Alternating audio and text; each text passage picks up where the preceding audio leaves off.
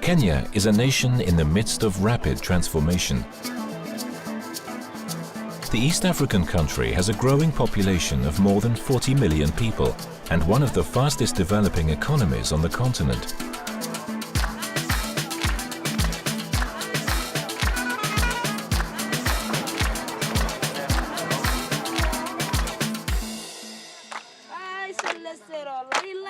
But 75% of Kenyans do not have regular access to electricity. While businesses and industry experience frequent power cuts and energy rationing.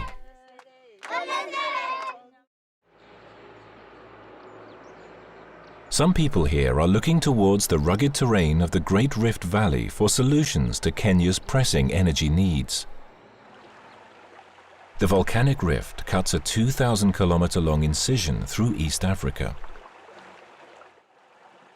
It is formed by the slow splitting of the African continent into two large tectonic plates.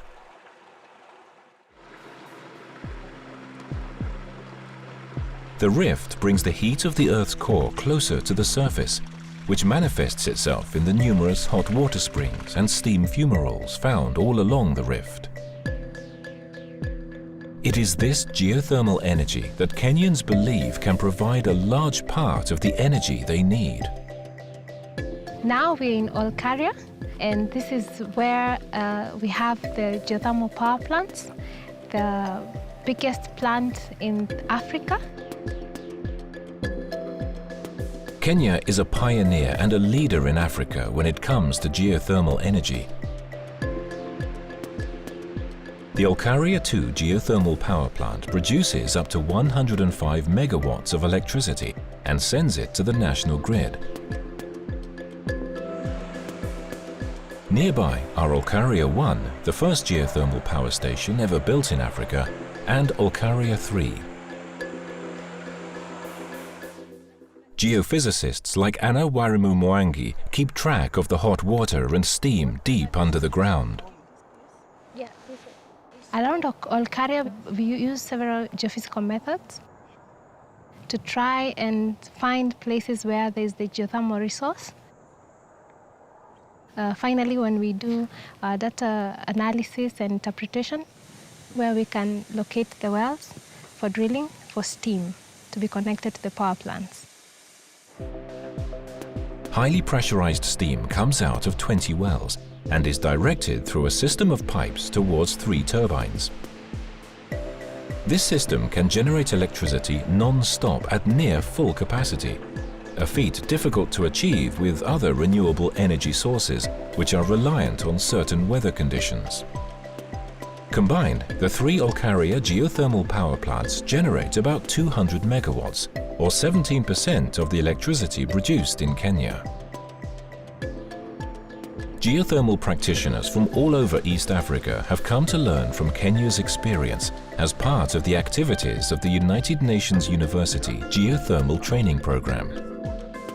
These engineers and scientists are at the front line of the current push towards large-scale geothermal energy development in East Africa. They are planning to tap into the resources that exist all along the rift, such as the large geothermal fields that have been discovered under the Menengai caldera, the crater of a massive ancient volcano. To get to this energy source, engineers like Siche Chemwote drill deep wells into the ground.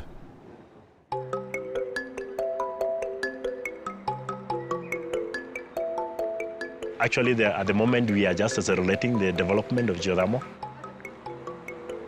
Initially, wells were drilled to about 2,200 meters, but currently we are drilling most of our wells to 3,000 meters, and we are getting more production than the wells that we used to drill shallow. Once the well has been drilled, it is discharged for about 2 months until it stabilizes its output of hot water and steam.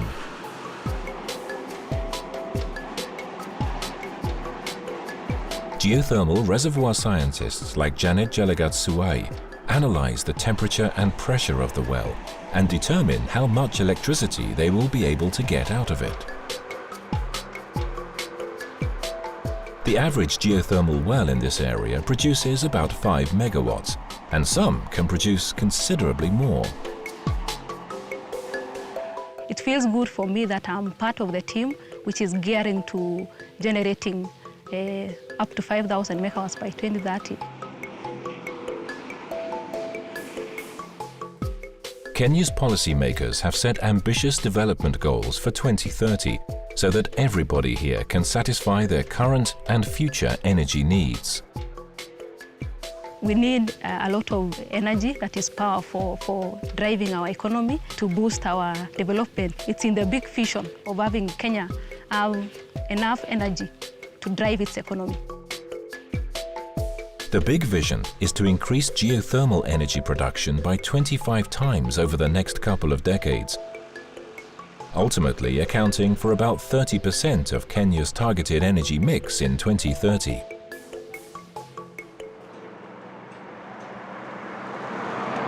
Kenya's quest for energy is experienced intimately by the people in the nearby town of Naivasha. For them, the struggle to access energy is a part of daily life.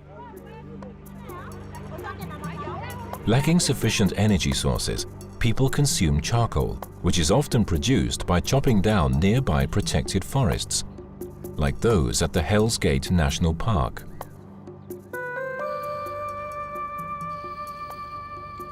The charcoal extraction, they come in and cut trees, and they do it in the huge numbers and areas. And that charcoal, when it is through, is sold to the local markets. And what we've been saying is that it's impacting negatively to our habitat. The Olkaria geothermal power plants are also within the Hell's Gate National Park.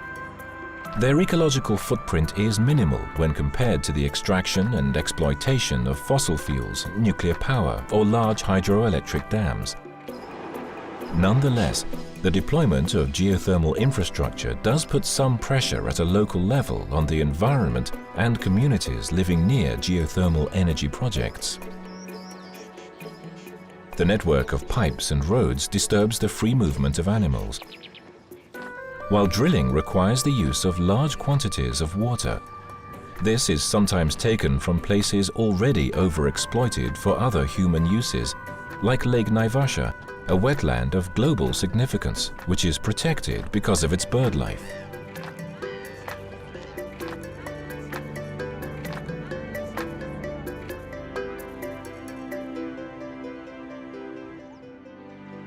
The Maasai community of Olkaria are semi-nomadic pastoralists living near the Olkaria 1 power plant. We live a nomadic life system. We move from one place to another looking for pasture. We are fully dependent on livestock. We don't cultivate.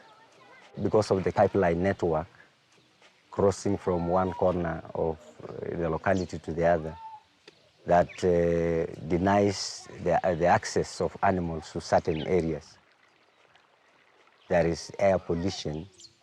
It has been already realized that hydrogen sulfide, a high concentration of that, is poisonous to the human health.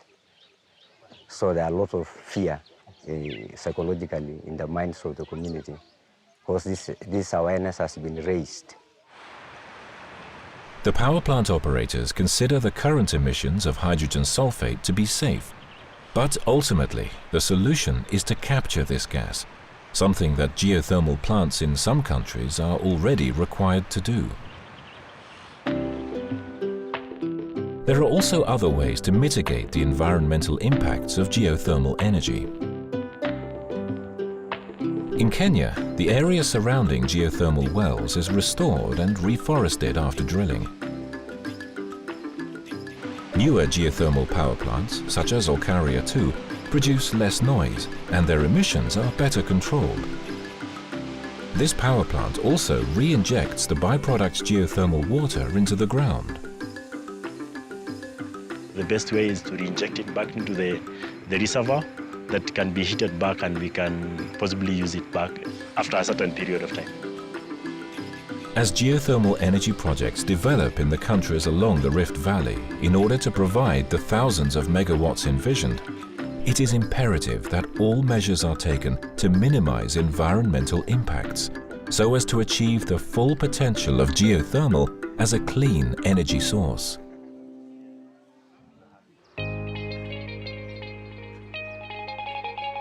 Kenya is using geothermal energy in innovative ways too.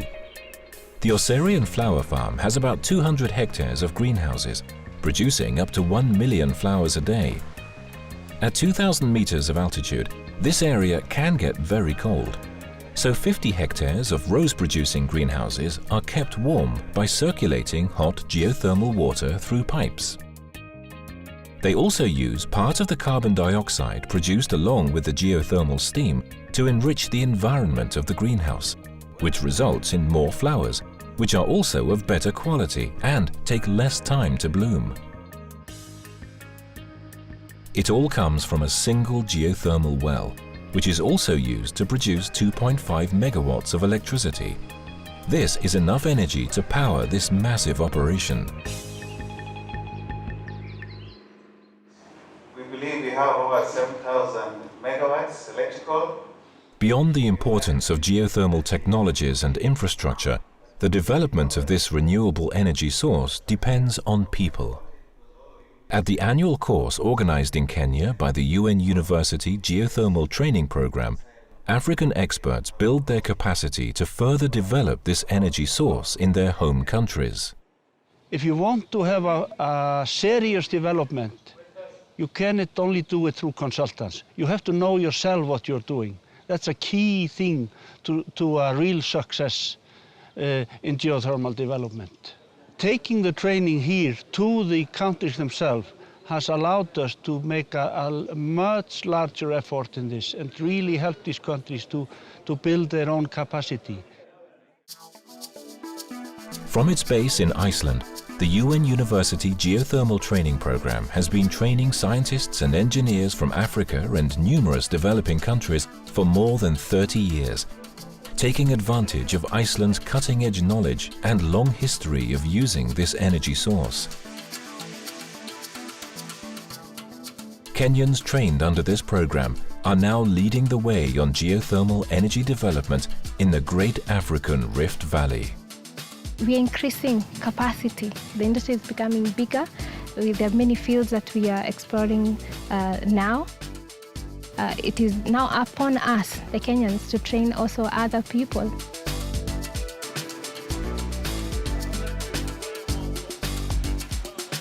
It is good to invest in geothermal because we are investing not only for ourselves but also for the future generations that are going to come.